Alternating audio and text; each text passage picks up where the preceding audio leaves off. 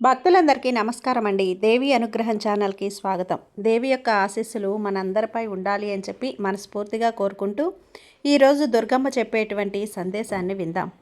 బిడ్డా, నా మెడలో ఉన్న ఈ పూలమాలను తాకు. నీ మనసు పులకరించేలా ఒక శుభవార్తను నీ ముందు పెడతాను. శుభవార్త నీ మనసు పులకరించేలా ఉంటుందమ్మా. అదే నీ చెవిన వేయవేస్తున్నాను.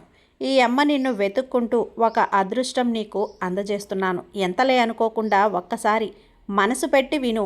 నీ మనసు పులకరించేలా ఒక మంచి శుభవార్త చెప్పి నిన్ను ఆనందపరచడానికే వచ్చాను. ఎప్పుడూ నీకు మంచి అవకాశాలు, అదృష్టం ఇస్తూనే ఉంటాను ఈ తల్లి. కానీ నువ్వే కొన్నిసార్లు గమనించకుండా వాటిని వదులుకుంటూ ఉంటున్నావు.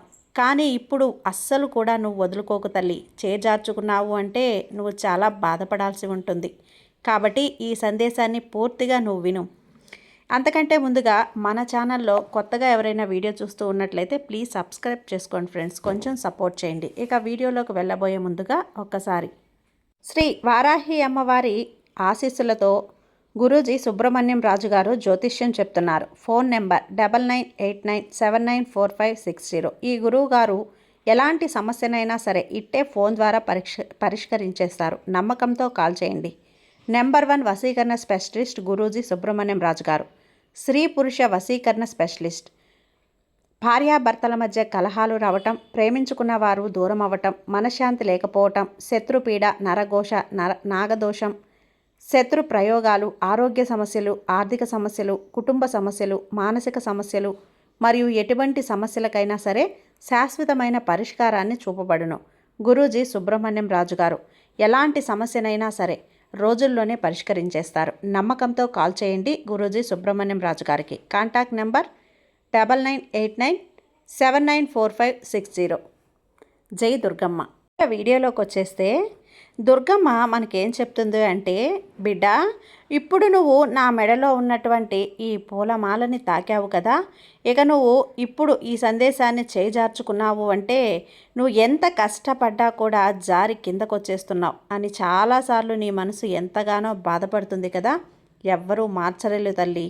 ఆ గెలుపు ఓటమి వస్తూ పోతూ ఉంటాయి. సమస్యలు నిన్ను కృంగదీసినా అది నీ పనులన్నీ సులభం చేస్తుంది. నిన్ను గాయపరిచినా కూడా నిన్ను మళ్ళీ మళ్ళీ కూడా ధైర్యపరుస్తూ ఉంటుంది.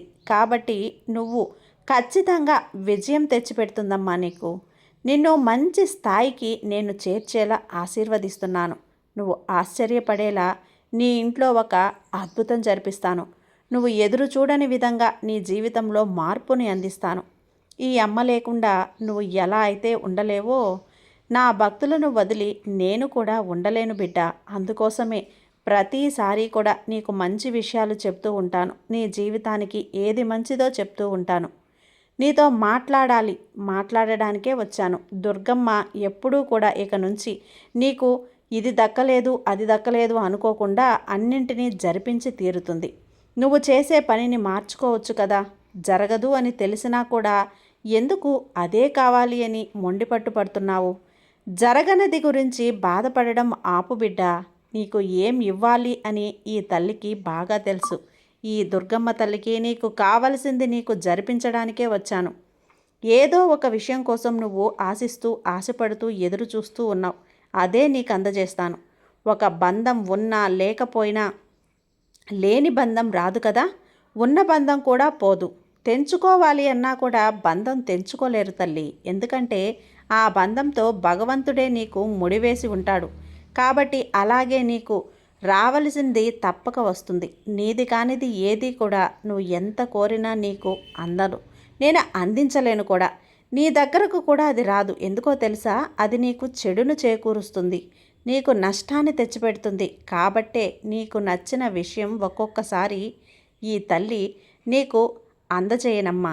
ఇప్పుడు నువ్వు కోరింది మంచి విషయం, నీకు లాభం తెచ్చే విషయం, నిన్ను ఆనందపరిచే విషయం, నీకు గౌరవం తెచ్చిపెట్టే విషయం. అందుకే ఇప్పుడు జరుగుతుంది. నీకు నేను చెబుతున్నాను కదా, అలా కాకుండా నువ్వు ఏం చెయ్యాలనుకున్నా భయపడుతున్నావు అనే ఒక బాధతోనే వచ్చాను. నీ కోరిక తీరలేదని నువ్వు ఏదీ కూడా చేయటానికి ముందుకు రావటం లేదు. అలా అయితే ఎలా చెప్పు? కష్టే ఫలి అన్నారు కదా. కష్టపడితేనే కదా ఫలితం దక్కుతుంది. కాబట్టి దేని గురించి కూడా ఆందోళన చెందకు. ఎప్పుడో ఏదో జరిగిపోతుంది అని దాన్నే తలుచుకుంటూ ఆందోళనలో ఉండిపోతే ఎలా? ఇది సరైంది కాదు. నువ్వు చేసే పని తప్పు అవుతుందేమో అని నీకు ఎందుకు సంకోచిస్తున్నావు తల్లి? నువ్వు ఏది చేసినా, తప్పు చేసినా దాన్ని అడ్డుకునేందుకు ఈ తల్లి ఎన్నడూ నిన్ను కనిపెట్టుకునే ఉంటాను. కాబట్టి నీ బాధలన్నింటినీ నేను వింటూ ఉన్నాను. వినటమే కాదు, వాటిని సరిచేస్తూ ఉన్నాను. నీ బాధల్ని తగ్గిస్తూ ఉన్నాను కదా. నిన్ను చూసుకుంటూ ఉంటానమ్మా ఈ దుర్గమ్మ తల్లి. నీవు మనస్సాక్షితో పోరాడే నీ పోరాటం ఒక గుడి లాంటిది. ఎప్పుడు ఎవ్వరికీ ద్రోహాన్ని తలవనివ్వకు. ఎవ్వరికీ కూడా నువ్వు చెడు అనేది తలపెట్టవు, తలవవు కూడా. అది నాకు తెలుసు. కానీ ఎవరికైనా ఆపద కలుగుతుందేమో అని నువ్వు భయపడుతూ ఉంటావు.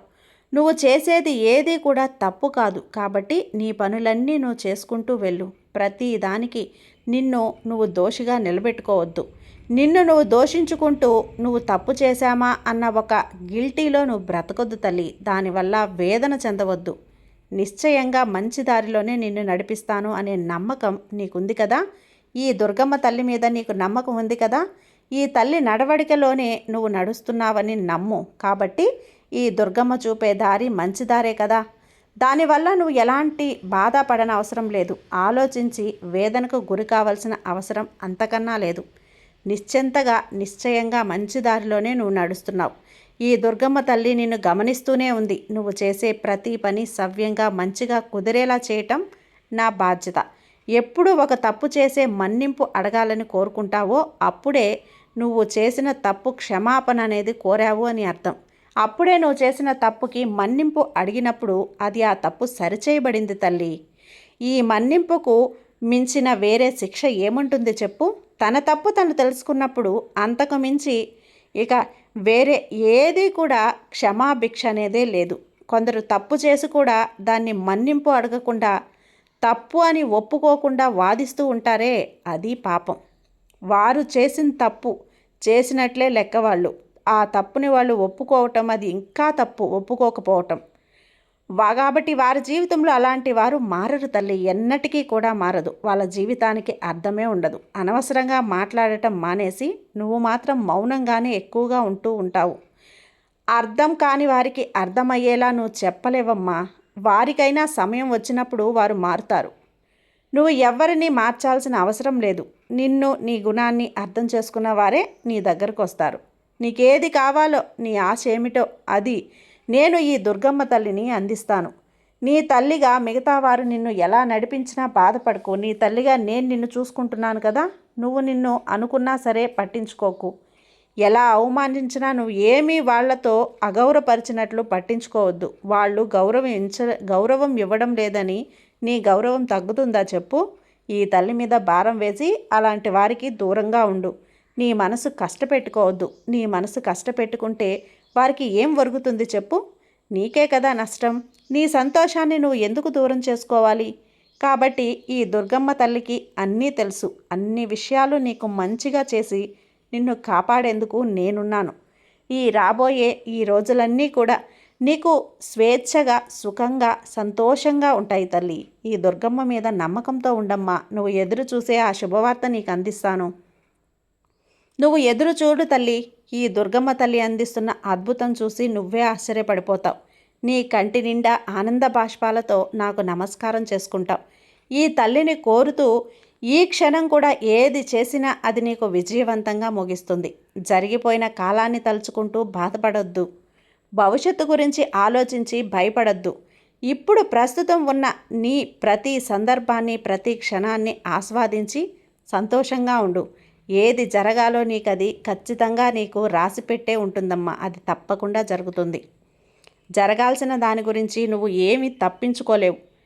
జరిగేది జరగని, అంతా నీ మంచికే అనుకో. అంతా నీకు అనుకూలంగా ఉంటుంది. ఏదైనా సరే నీకు కాలం ఇచ్చేదానితో ఏకీభవించు బిడ్డ. సంతోషం తానుగా నిలబడి నీ వైపు ఉంటుంది. ఈ దుర్గమ్మ తల్లి సందేశం నువ్వు తూచా తప్పకుండా పాటించి సంతోషంగా ఉండు.